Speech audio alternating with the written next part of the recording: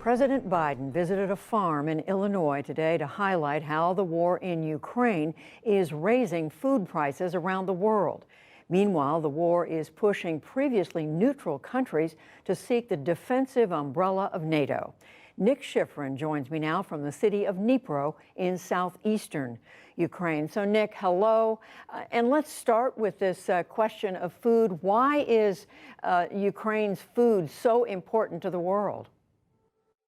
Ukraine is the largest producer of wheat in the world, Judy, and one of the largest producers of cooking oil. But production's been halted mostly because of the violence. And also, Ukraine can't export because Russia is blockading its ports. Meanwhile, Russia is the largest producer of fertilizer in the world, and it can't sell that because of export controls and sanctions. And so all of that adds up to what the WFP called an explosion of global hunger, and the Food Administration Organization says are the largest global food price index hikes that they've been measuring in more than 30 years. And so the president today announced new efforts to increase U.S. production. In Ukraine, the emphasis is also on trying to increase production. We've seen some farmers out there trying to harvest in the spring. Today, we visited a steel plant a few hours from here, the largest in the country that recently restarted its production. But again, the problem is those Russian warships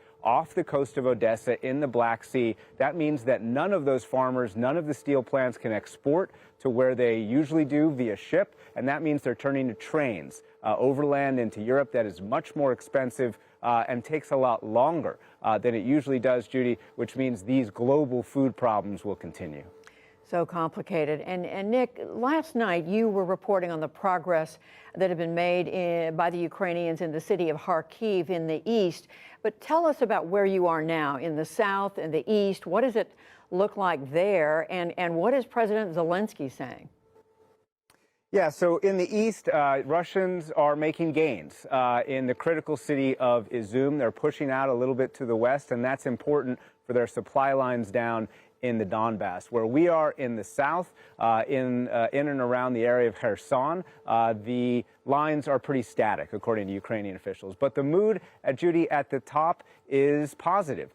President Zelensky tonight, in his nightly address, said that the war wouldn't end until Russia returns everything that is ours. That suggests that Ukraine wants Russia not only to return what it has recently captured since the invasion 2 months ago, but also Ukraine wants to recapture territory that Russian-backed separatists have controlled in eastern Ukraine since 2014. Other Ukrainian officials are using the word victory, and I've talked to multiple Ukrainian officials in the last few days about because they're getting new, heavier weapons, they want to launch counteroffensives, including in places like Mariupol. So that, Judy, adds up to a grinding war of attrition that U.S. officials are beginning to talk about would last months, if not years. Oh, if not years. So, Nick, NATO, we have seen NATO galvanized by this war, and we know it's about to get larger. What would the addition of Finland and Sweden mean? What is it thought would be the difference that could make?